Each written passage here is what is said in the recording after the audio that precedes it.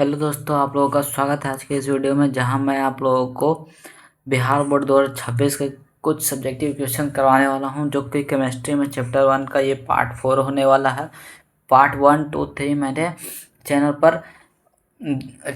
Upload कर दिया है, तो जाके देख सकते हैं। और ये चैप्टर 1 ठोस अवस्था से सारे क्वेश्चंस दिए गए हैं। तो चलिए आज की शुरुआत करते हैं।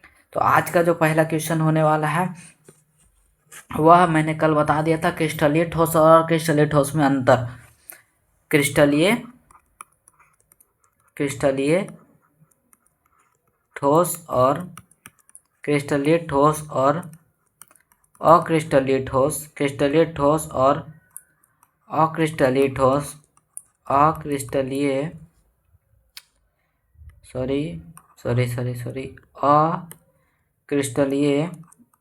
अक्रिस्टलीय ठोस में अंतर, ठोस में अंतर।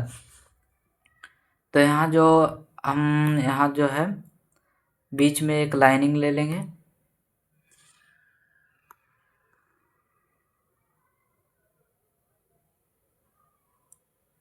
बीच में हमने लाइनिंग ले लिया। एक तरफ लिखेंगे, एक तरफ हम लोग को लिखना है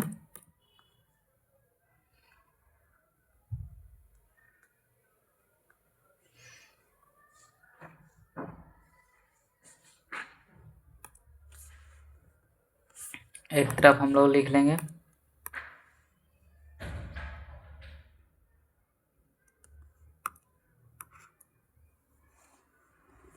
क्रिस्टलीय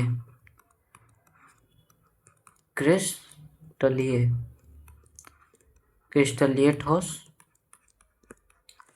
और एक तरफ लिखेंगे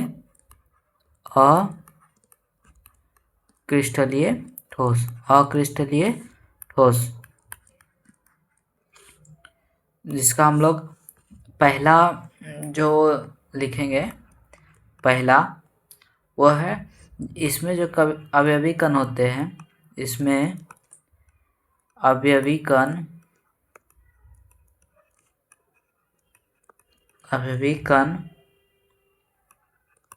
परमाणु,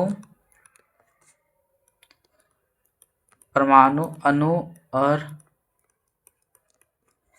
आयन, परमाणु, अणु और आयन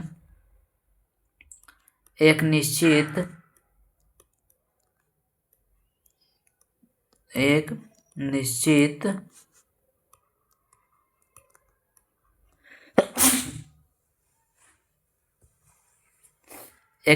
ज्यामिति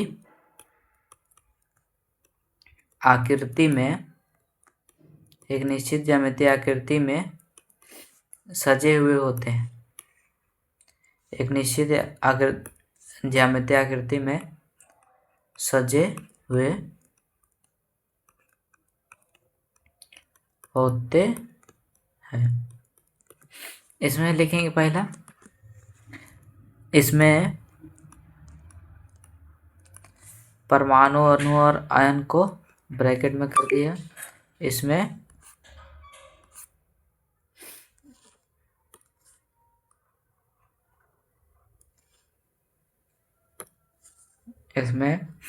अवयवी कण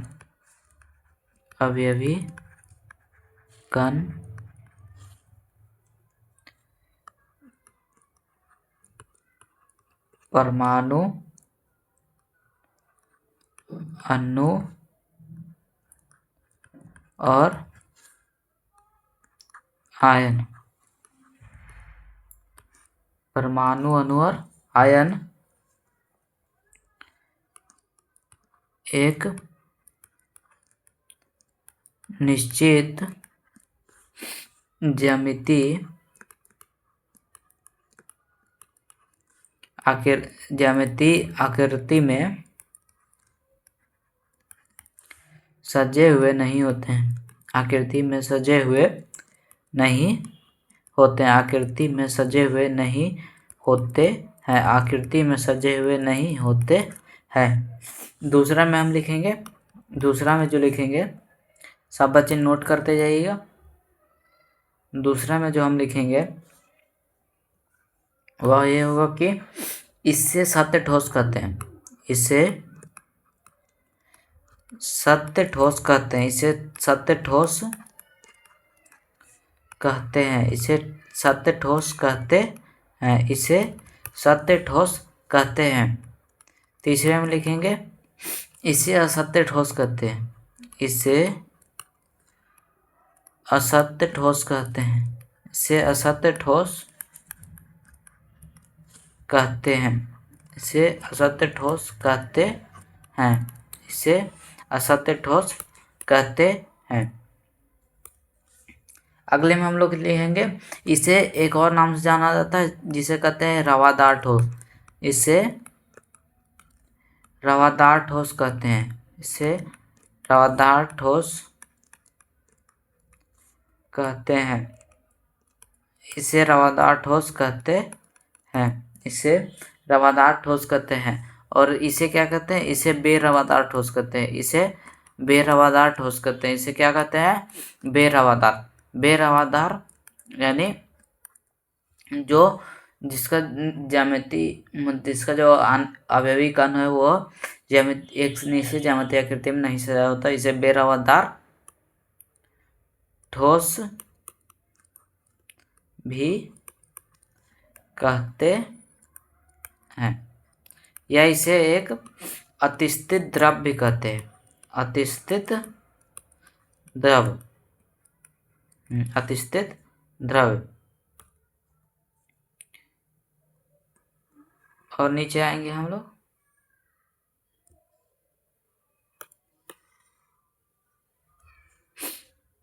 चौथे में लिखेंगे इससे लंबा दूरी तक सजाया जा सकता है।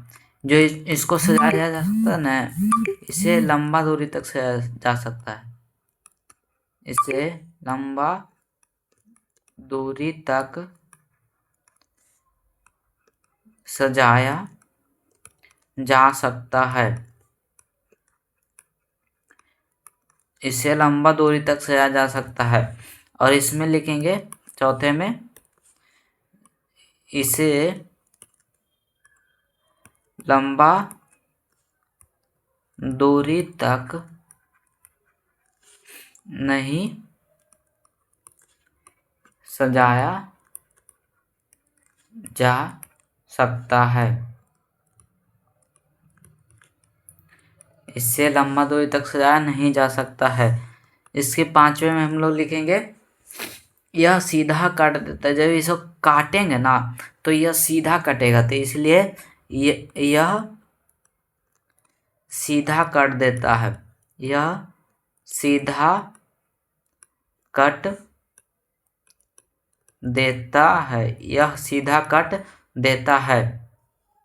और वही इसमें लिखेंगे हम लोग यह सीधा कट नहीं देता है, यह सीधा कट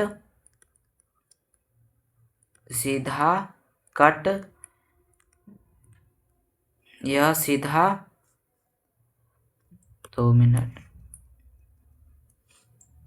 यह सीधा कट नहीं देता है, यह सीधा कट नहीं देता है। अगले में इसमें लिखेंगे यह विषम दैशिक प्रकृति का होता है, यह विषम दैशिक प्रकृति का होता है, यह विषम दैशिक प्रकृति का होता है, यह विषम दैशिक प्रकृति का होता है, यह विषम दैशिक प्रकृति का होता है। और इसमें हम लिखेंगे यह समदैशिक प्रकृति का होता है, यह समदैशिक प्रकृति का होता है, यह समदैशिक प्रकृति का होता है।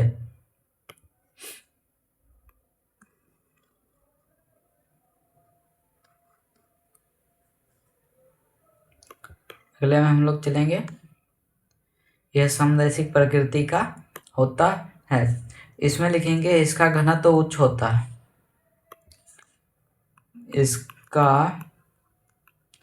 इसका घनत्व उच्च होता है।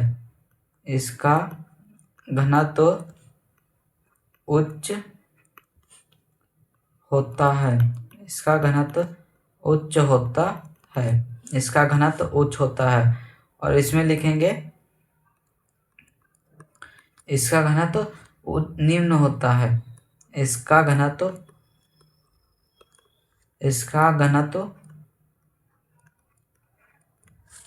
निम्न होता है। निम्न होता है। इसका घनत्व क्या होता है? निम्न होता है। तो यही जो हमारा इसमें जो हमारा 7 है ना, 7, बस यही 7 अंतर है क्रिस्टलीय और अक्रिस्टलीय का। यही 7 अंतर है जो क्रिस्टलीय और अक्रिस्टलीय का है। यही 7 अंतर जो है वह क्रिस्टलीय और अक्रिस्टलीय का है। यही 7 अंतर क्रिस्टलीय और अक्रिस्टलीय का है।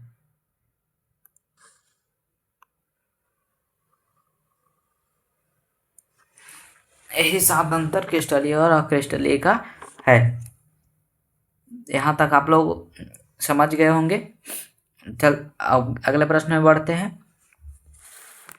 जो अगला प्रश्न है वह है कांच के बारे में।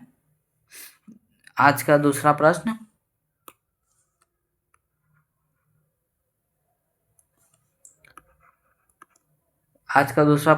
है कांच को अतिस्थित द्रव्य। अतिस्थित, मैंने बताया था आप लोगों को कांच को अतिस्थित द्रव्य कहा जाता है। तो यहाँ क्वेश्चन है कांच को अतिस्थित द्रव्य क्यों कहा जाता है?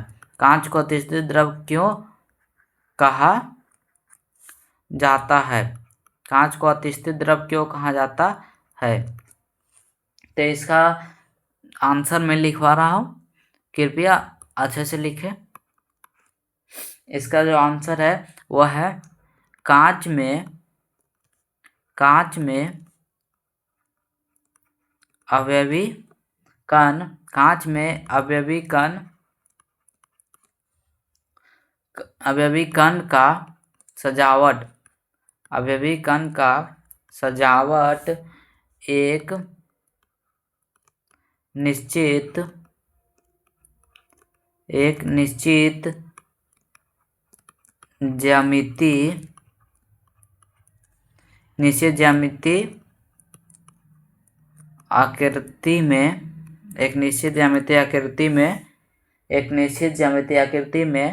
निश्चित ज्यामिति आकृति में नहीं होता है।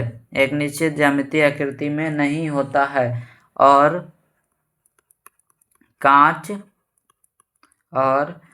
कांच में कण का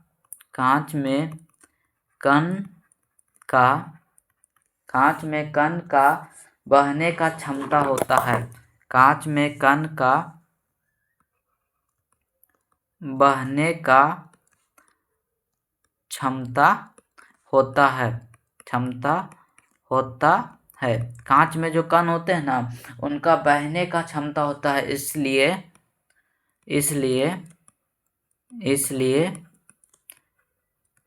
कांच को अतिस्थित द्रव्य कहा जाता है। कांच को अतिस्थित द्रव्य कहा जाता है। कांच को अतिस्थित द्रव्य कहा जाता है। कांच को अतिस्थित द्रव्य कहा जाता है। कांच को अतिस्थित द्रव्य कहा जाता है। और इसे एक और नाम से जाना जाता है। और इसे अक्रिस्टलीय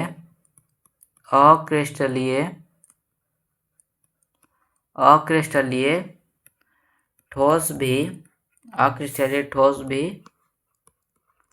कहा जाता है। तो यहाँ तक आप लोग को समझ में आ गया होगा। जो कांच होता है उसे अतिस्थिर द्रव्य क्यों कहा जाता है? जो कांच होता है उसे अतिस्थिर द्रव्य क्यों कहा जाता है? क्योंकि कांच में जो अवयवी कण होता है, जो कांच में अवयवी कण होता है उसका सजावट एक निश्चित ज्यामितीय आकृति में नहीं होता है। और कांच में जो कण होता है ना, कण का बहने का क्षमता होता है, कण का बहने का क्षमता होता है, इसलिए कांच को अतिस्थिर द्रव्य कहा जाता है। मतलब बहने का क्षमता, इसलिए इसे अतिस्थिर द्रव्य कहा जाता है। और इसे एक और नाम से जाना जाता है, अक्रिस्टलीय ठोस से भी कहा जाता है। तो यहीं तक हमारा वीडियो समाप्त होता है। तब यहीं तक हमारा वीडियो समाप्त होता है, क्योंकि इतना ही आप लोग समझिए। अगले वीडियो में हम बहुत सारे चीज़ करवा देंगे। तब तक के लिए धन्यवाद। खुश रहिए, मस्त रहिए, और वीडियो को लाइक भी कर दो, क्योंकि हमें मोटिवेशन मिलता है।